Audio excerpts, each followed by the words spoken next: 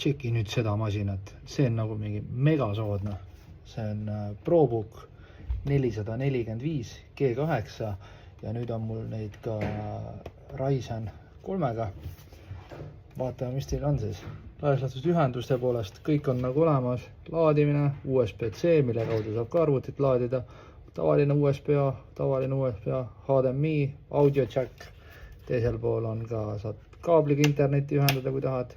USB, see on Kensingtoni lokk. Enamasti ilmselt keegi seda ei kasuta, aga ta olemas on. Korralik 14-tolline aparaat. Ja selle arvuti hind reaalselt hakkab 140 eurost.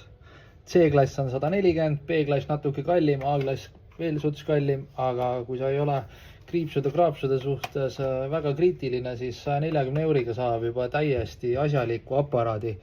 Enam soodsamaks ei ole võimalik minna selle arvutil, seega kiiremad saavad seda 140 euriga üks IT poest, mine tšekka järgi ja hoia üleüldiselt pilk peal hetkel, sest täna, homme lisan uut kaupa, mis saabus ja seal on täitsa vägevaid pille.